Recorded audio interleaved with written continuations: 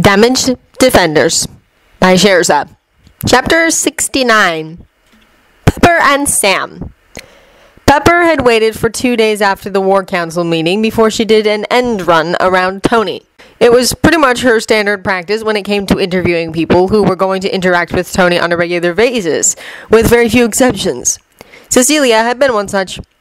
Pepper knew Tony well enough to know he wouldn't mess about when it came to the physical health and safety of his people, and he very much considered the Avengers his. She did not repose anywhere near the same trust in his ability to not troll the living hell out of a mental health professional of any stripe. Tony had a rather poor opinion of shrinks.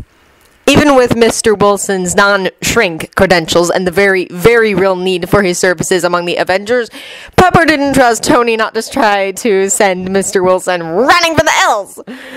Of course, Pepper would still troll Mr. Wilson or whoever ended up with the job if Mr. Wilson didn't pan out for whatever reason. Actually, most of the Avengers would. The only ones Pepper couldn't see giving the mental health professional a deliberately hard time were Steve and Bruce. Still, she could at least let the man get in the door before he started having to field their shenanigans. Though she had to say that she hoped Mr. Wilson was willing to take the job. On paper, he was as close to perfect as Pepper could conceive of. Certainly, his background as a soldier would incline most of the Avengers to believe he wasn't parroting whatever shrink mumbo-jumbo was popular that month without regard for the reality of the Avengers' situations and issues, which was more than a lot of other counselors would get. She had a bad feeling that Tony wasn't the only Avenger with a bad opinion of the mental health profession, hence that line of thought. Her own opinion was quite different, as her personal counselor could attest. She'd sought one out before Tony had escaped Afghanistan and had been seeing them fairly regularly since. At any rate, Mr. Wilson seemed to have a lot of people that thought very well of him. There wasn't anything that raised red flags of any sort anywhere in the information that Jarvis had dug up on the man. He was one of those folks that people liked to hold up as examples, whatever their motivations for doing so. Born poor, the son of a preacher in Harlem, and the youngest of 4, 3 sons and a daughter. His father died when he was young, trying to defuse an argument that got way out of hand. He had apparently started working part-time as soon as he could, and Pepper strongly suspected he'd been working unofficially even before that. Excellent, but not perfect grades, all through high school, and he'd signed up for the Air Force, ROTC, as soon as he was eligible to. College had been much the same as high school, with a distinct lack of the sort of shenanigans a lot of college students get up to, then straight into the Air Force, and very shortly thereafter, a pararescue unit. Better, if what she had read was telling the truth, Mr. Wilson apparently had the same sort of calm, easygoing personality Steve usually had. He apparently made friends as easily as breathing. Pepper also strongly suspected that there was a very probably temporarily buried streak of crazy in him. Not a bad kind of crazy, but definitely a bit of crazy. Pilots in general tended to have at least a bit of it. Test pilots had a lot of it, and pararescuers were, quite frankly, up to the ears in it. They kind of had to be. And it was the sort of crazy that would allow Mr. Wilson to roll with whatever craziness the Avengers generated.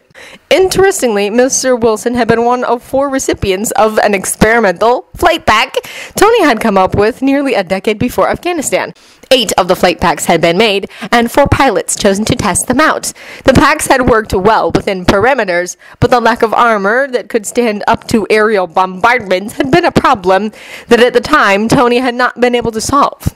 Or at least he hadn't been able to solve it in a way the military could afford. An Iron Man type suit powered by a non-arc reactor power source would be prohibitively expensive now, never mind more than a decade ago. As a result, when Mr. Wilson, the only surviving member of the 4-man team, eventually called it quits after the death of his wingman, the project had been scrapped, though the packs had not. Those had been returned to Stark Industries, and the 2 undamaged flight packs were currently in R&D storage. What was left of the damaged ones had been taken apart and recycled.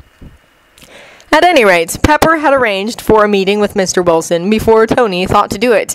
It had been easier to do this time than the other such incidents in the past, largely due to the fact everyone was still losing their minds over James Barnes. Not that Pepper blamed them at all. She was, in point of fact, quite upset about that herself, and more than slightly inclined to borrow one of Tony's suits and go blast some people once they knew who to aim for and where they were. Of course, she'd have to get in line behind Steve, but she figured she could beat the rest of them with the possible exception of Natasha. But Natasha had an unfair advantage in that she had an idea of where to start looking and who to look for, so her getting there ahead of everyone was definitely possible. "Mr. Wilson has arrived," Jarvis told her. "Send him right up, Jarvis," Pepper said. Sam wasn't exactly stupid. He'd gotten a call yesterday morning telling him someone was looking for a counselor for a group of people long-term, and he was being considered for the spot. It hadn't been the first time since he'd become a counselor, but it was the first time that little to no information about the group doing the looking had been forthcoming. That alone had had him suspecting the group's identity, given recent events. Then he'd got a call from, of all people, Pepper Potts this morning. It hadn't taken a rocket scientist to figure out what group it was that was needing his services after that, even though she'd never actually admitted to who she was looking for a counselor for. So, the Avengers. That was going to prove interesting if he got hired. He could take a guess as to what issues Stark would need help with. It hadn't been all that long since he'd fought his way out of captivity in Afghanistan, and even if Sam didn't know the details of that 3-month stint, he could take an educated guess thanks to his experience with ex-POWs. If the guy in the Captain America suit was the real deal, and Sam strongly suspected he was, if for no other reason than the entirety of the U.S. military would rise up in outraged protest at a fake wearing that outfit, Steve could likewise take a guess as to his issues. Whether or not the rest of them needed his services now, he didn't know, but suspected the answer was yes. And even if they didn't need him now, they'd likely need him later. He somehow doubted they'd only have the one bit of combat to their names as a team. Working with two people that weren't even human, if the reports he saw on TV were accurate, was going to be a challenge and a half. At least with the humans, he had a good idea of what sort of issues might need dealing with and how they might respond to various counseling techniques. Aliens? He didn't have a clue. Good thing he had always enjoyed a challenge. He made sure to arrive a little early, if for no other reason than that city traffic could be unpredictable, and he didn't want to be late because of a traffic snarl. He'd actually headed into the city from D.C. right after he got the call and stayed at his mom's until closer to the interview time, to avoid having been on the road for 3 hours straight right before the interview. Not that Mom had minded, of course. She always got a kick out of it when he and his siblings stopped by. Of course, she gave him playful hell for not being married and giving her grandkids whenever he visited. He was the only one of the 4 kids not married yet, and with zero plans in that direction. Sam got the distinct impression there was more to the voice that directed him to the right elevator than a clever computer program. He could have sworn the thing sounded slightly surprised and pleased when he'd automatically said, "Thank you." His mama thought it matters. After getting directions. Given Stark's gift with tech, it wasn't beyond the realm of possibility. Mrs. Potts' office was pretty easy to find, mostly because her secretary was waiting for him near the elevator and led him through a couple corridors to the right door. Miss Potts called him in, and he opened the door. "Thank you for coming, Mr. Wilson," Miss Potts said. Sam grinned and walked to one of the chairs in front of the desk. He offered a hand and she took it. Unsurprisingly, she had a firm grip and a good strong shake without it going overboard. He sat down in the chair. "As I'm sure you've probably figured out," Miss Potts said, "we're looking for a counselor for the Avengers. Finding someone is proving to be challenging. We need someone who has or can obtain a high security clearance so they can even be told anything by most of the members. Someone who was willing to sign NDAs in addition to the usual doctor-patient confidentiality laws, as any counselor would become privy to information that does not fall within doctor-patient confidentiality." She broke off for a moment. Sam just smiled, because yeah, he figured that. Even if he only came in for a single hour-long session once a week, he'd still manage to run into information that wasn't protected by the confidentiality laws. And he was betting solid money he'd be here for more than an hour a week. "We also need someone who is as unprejudiced as possible. 2 of the Avengers are mutants, 2 are aliens, and there are other things on the list that could cause problems. Miss Potts continued. Sam smiled again and shrugged. Still haven't heard anything that'd put me off, ma'am. To be honest, I wouldn't even have bothered coming if I thought I'd have a problem with anything that could be thrown at me. Miss Potts nodded. Admittedly, your name was at the top of a very short list. You were recommended by a friend of one of the people the Avengers trust. She slid a sheaf of papers across the depth of the desk, a pen resting on top of the stack. Short list, his butt. He was willing to bet his was the only name on the list. The list of people who would give mutants crap would have cut the potential list in half all on its own. The alien thing would have knocked off most of the rest, either because they were gods, not that either of them had gone on record as saying they were, but well, Norse pantheon. There were people who would lose their crap because of that. Sam might be the son of a preacher, but his pa, bless his soul, had been firmly on the no judgment or condemnation side of things. Sam leaned forward and grabbed the lot, reading through it.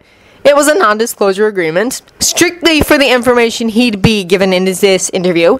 There to be another if he signed on as counselor. He signed the thing and pushed it back across the desk. Miss Potts gave a pleased-looking nod. They talked for a good half hour after that. Not about the Avengers, either. It had mostly been Miss Potts poking at him to make sure he was as advertised. Sam didn't sweat it, and answered honestly. To his mind, there was absolutely no point in trying to lie. The likelihood he'd be found out was pretty high, and more importantly, a counselor that didn't mesh with their patient could do a ton more harm than good. Sam was not willing to go there. Finally, though, Miss Potts seemed satisfied and sat back. At this point, I have to say that I think you're as close to ideal as can be managed, she told him. And so we're at the point where you need to decide if you want to sign on or not. If you need time to think it over, there's no problem with it. The contract won't be off the table until I get a definite no from you. Sam really didn't have to think about it much. They wouldn't be looking for someone if they didn't need someone, and they weren't likely to find too many people that would be willing to sign on if he walked away. Let me take a look at the hiring packet. Miss Potts handed it over. Sam started to skim it, but stopped dead at the figure that would be his salary. There were a lot more zeros than he'd expected, and it took him a minute to absorb. He almost asked Miss Potts if the figure was right, but then decided it was. As ridiculous as the sum seemed to him, he would be on call pretty much 24 hours a day if some of the Avengers were actively having problems at the moment. A few more signatures on the hiring packet and an additional NDA, and Sam sat back. Just give me an overview, he told Miss Potts. I'll get the details from them. Eventually. Miss Potts smiled. I cannot give you specifics. In most cases, I simply don't have specific information. Miss Potts said, I am not around them all the time, and most of them are very close-mouthed about their problems. Sam nodded. At any rate, you'll be dealing with childhood neglect and or abuse of varying severity and PTSD almost across the board, Miss Potts told him. Capture by enemies and torture for the majority of them. Brainwashing and mind control of varying kinds, amnesia, survivor's guilt, and internalized racism. Not to mention Captain Rogers' problems integrating into this decade. Sam frowned in confusion. Okay, I can handle most of that, even if mind control is sort of sci-fi, he admitted. But where the heck is the internalized racism coming from? One of the two aliens, Loki, Miss Potts said. The short version is that he was stolen as a war prize and raised among the victors, who really didn't like the losers. And he had no idea he was actually from the losers until about a year ago. The revelation did not go over well. It's a lot more complicated than that, but that's the short of it. Gotcha, Sam said, then grinned again. Still not hearing anything that's scaring me off. Miss Potts smiled and turned. Every last one of them is going to fight you every millimeter of the way, she admitted. I honestly don't even know what Thor and Loki will make of a mental health professional. Some of them are fairly stable, as they currently are, but several of them are extremely messed up and in dire need of assistance. You're probably going to need to move into the tower, in which case an apartment and assistance with moving will be part of the hiring package. My mom will be tickled pink to have me living so close, Sam said. We're also currently dealing with a situation that is bound to destabilize someone somewhere along the way. A few days ago, there was an assassination attempt. No one was hurt, and the would-be assassin was caught. But that was the problem. It turned out that the assassin, somehow, was James Buchanan Barnes. Sam's eyes bugged out. You're kidding me. I wish I was, Miss Potts told him. Apparently, he was found very shortly after he fell off the train to what Steve thought was his death. He was tortured, brainwashed, and his memories wiped out by means we haven't figured out yet. The Avengers have been up in arms since they found out his identity and running around like chickens with their heads cut off. Steve is understandably a complete mess right now, and it's only going to get worse. Sam gave a low whistle. He didn't envy Barnes' ex-captors one bit. Anyone who had even a passing interest in history was aware of the swath Steve Rogers had cut through Hydra to rescue Barnes during World War II when the 107th got captured. This was so many orders of magnitude beyond that Sam couldn't begin to calculate it. He was glad he'd signed on. Some of them were in dire need of assistance, his ass. Every last one of them was, from the sound of it, though admittedly some of them were definitely higher up in the queue. From everything Miss Potts had told him, Steve, Loki, and Barnes needed the most help at the moment. But that could easily change at the drop of a hat, especially with the advent of Barnes into the equation. Watching him claw his way back to something approaching normalcy was bound to bring up issues with the rest of the Avengers. Worse, we've got a war looming, Miss Potts told him. Those creatures the Avengers stopped a few weeks ago, they're going to come back. A lot more of them, and their leader. So the pressure is going to mount, especially on Steve and Tony, as they're more or less leading the group, at least where combat is concerned. There's a number of support staff that are taking as much of the non-combat pressure off as we can, but that's only going to be so much help. And that brings up the final point, Miss Potts said. If at any point you decide you want to throw in with the Avengers and help kick bad guy butt, the flight packs were Stark Tech, and we've got the 2 surviving packs. Or we could just provide you with guns and armor if you want to stay ground-bound, or whatever you decide you're comfortable with. But that's not a requirement, or anything of the kind. If you want to stick to Council Earth, you'll have plenty to keep you busy. Oh, now that was tempting. Sam had started missing flying a couple years back once the worst of his grief had faded a bit. He'd tried flying planes and even helicopters, but it wasn't even close to the same. Having his wings back? That would be sweet. And if there was ever a time to sign back up, this was probably it. Thank God he'd stayed in shape. Still, he'd better get a look at what he'd be dealing with on the counseling end first. I'll definitely be thinking about it, he told her.